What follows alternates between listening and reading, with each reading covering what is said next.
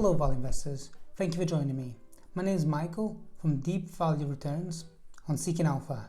Today I want to talk about some tips and tricks how to get the most out of reading earnings results. So we're going to talk about 4 different aspects that I think are really helpful in cutting away the noise, because a lot of to do with investing is you get the facts, but then management is going to try and distort and often paint a better picture than it really is of the company's performance. So these are some tricks that I think I find helpful, and hopefully you'll find helpful too. So number 1, when you open the earnings results, go right to the end of the press statement. So start from the bottom. The figures at the bottom are often the ones that are most meaningful and often the ones that management doesn't want you to really pay too much attention towards. So right at the end, you might see EBITDA, or you might see some version of profitability and what kind of numbers the management use to adjust that figure.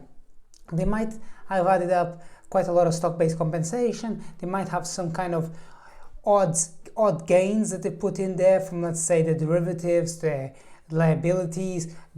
For example, certain companies take on too much of insurance and then they have to take that back. So there's a lot of movement often that gets put back in terms of accruals.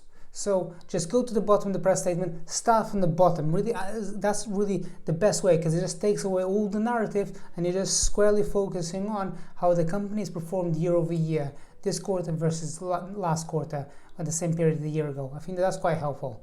Number 2, I spend a lot of time thinking about this. So look at the number of shares outstanding. How have they migrated year over year? Are the number of shares going up significantly, or are they coming down? Ideally, you want the number to be kind of coming down or static. You don't want them to be increasing too rapidly. If they are increasing year over year, compare. How does it look towards revenue? If the company, for example, is a strong growing social media platform and is growing on the top line of, let's say, 50%, but the number of shares outstanding is growing at approximately 10%, that's absolutely fine. That's really great. That's showing that what management is using in terms of paying paying themselves and paying their teams is less than what they're actually putting out in terms of top line growth. So that's something that's really attractive.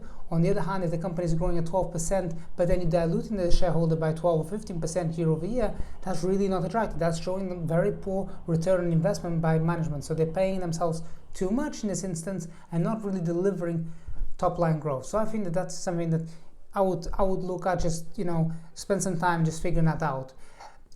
Also, do consider, sometimes management's quite smart. If they report a cash flow statement, you can see that, okay, yeah, they talked about that they bought back so much in terms of shares, but then they gave themselves so much share in return as well. So just look at the cash flow statement, look at cash flow from operations, look at how much the stock-based compensation was, and then where the cash flow statement has 3 lines. So it has cash flow from operations, cash flow from investing, cash flow from finance. So finance is the 3rd part of the cash flow statement, and just look through that, because that is often what management doesn't really want you to focus too much on, but they have to report it. So spend a bit of time just looking through that. Just, you don't need to be like forensic looking through the cash flow statement, but just look at the big movements of cash. Try and understand how the company is getting funded. Are they getting funded from operations, or are they getting funded by taking on debt, diluting the shareholder? So just spend a few seconds. It doesn't take a lot of time. Once you've done these things 2 or 3 times, it becomes part of your nature.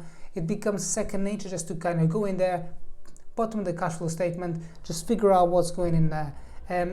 Next, don't pay attention to the headline too much. So when they report press statement, they'll say, okay, let's say, for example, whatever metric they want you to focus on, they'll put, for example, earnings are up, let's say, 10% year over year. I don't know, whatever. But so that's what they want you to focus on. Don't focus too much on that. Try and get a grasp for the actual numbers. So a good exercise is just try and block out all the adjectives that they put out in the press statement and just try and focus on the numbers. Another one that I find quite helpful is when they want to give you some bad news, they'll give you like that kind of sandwich, right? So they give you a bit of good news, the bad news, which is the actual thing that actually matters, and then they'll say, we're very excited about the future. Every management team is always very excited about the future. If they weren't, they wouldn't be CEO of the company and you wouldn't be investing in them in the first place. So just spend a bit of time trying to remove the adjectives, try to figure out really what has happened to the company during the past 90 days.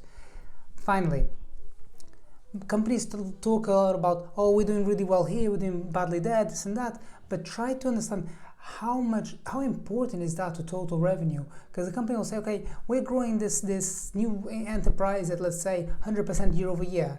But then you look and it's actually only about 5 or 10% of the actual total revenue the company is making. So that's not going to move the needle anytime soon. They're going to be growing really fast for 3-4 years, and it's going to take them some time until they're a quarter of the total revenue. So just always trying to keep in your mind what is total revenue for the company. As always, I hope you found this video useful, and don't forget to check out our marketplace on Seeking Alpha. It's called Deep Value Returns. You're welcome to do a totally free trial to see if it suits you, and as always, if you like it, stick around, and if you don't, I'll see you soon. Bye-bye.